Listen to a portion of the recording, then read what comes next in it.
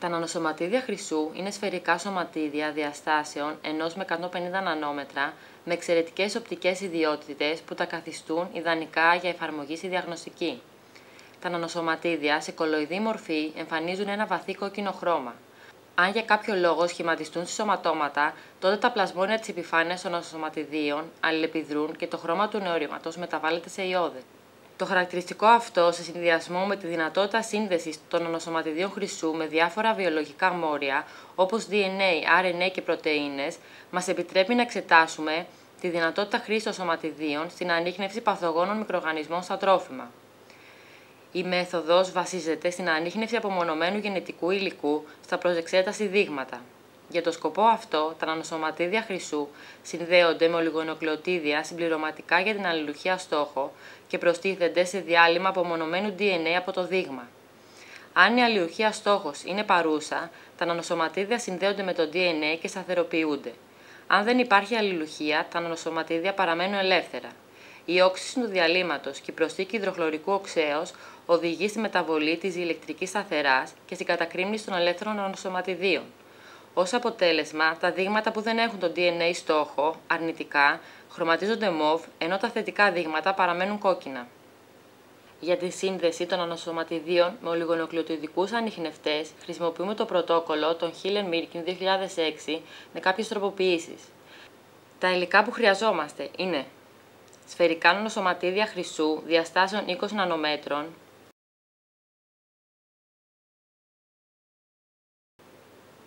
PBS, SDS, διάλειμμα άλατος 2μ, θειολιωμένα ολιγονουκλεοτίδια σχεδιασμένα για την ειδική σύνδεση με το προσεξέταση παθογόνου.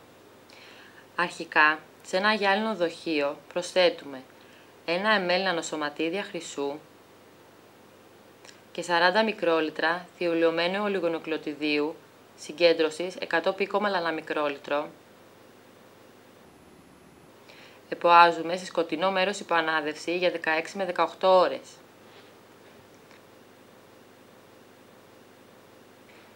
Στη συνέχεια προσθέτουμε PBS και SDS σε τελική συγκέντρωση 9 mm και 0,1% βάρος κατόκου αντίστοιχα.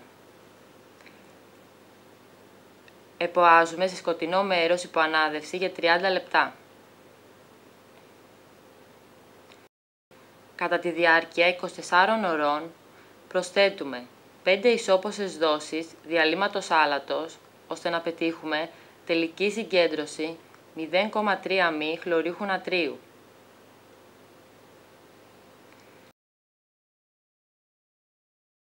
Μεταφέρουμε το διάλειμμα σε φιαλίδια και φυγοκεντρούμε στα 13.000 G για 15 λεπτά. Απορρίπτουμε το υπερκείμενο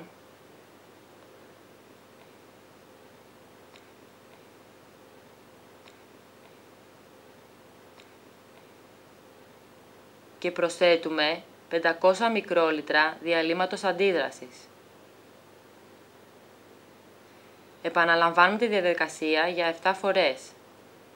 Μετά την τελευταία πλύση, ανασυστήνουμε τα σωματίδια σε διάλειμμα αντίδρασης και τα φυλάμε στους 4 βαθμούς Κελσίου.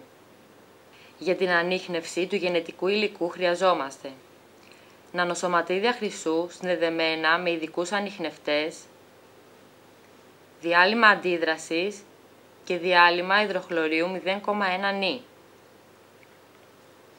Σε ένα φιαλίδιο προσθέτουμε 100 μικρόλιτρα διαλύματος αντίδρασης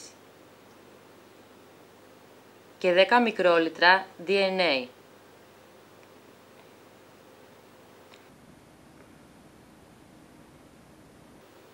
Εποάζουμε στους 95 βαθμούς Κελσίου για 5 λεπτά, προκειμένου να αποδιαταχθεί το DNA.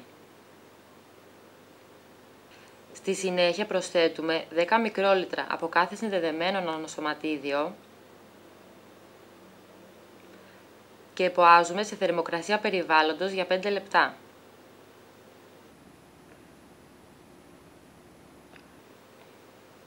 Τέλος προσθέτουμε 10 μικρόλιτρα υδροχλωρικού οξέως 0,1 νι και εποάζουμε για 10 με 20 λεπτά.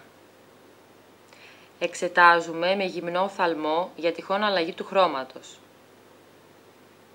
Τα αποτελέσματα επιβεβαιώνονται με μέτρηση σε φασματοφωτόμετρο, όπου στα αρνητικά δείγματα παρατηρείται μετατόπιση του μέγιστου της καμπύλης απορρόφησης προς το ιώδες.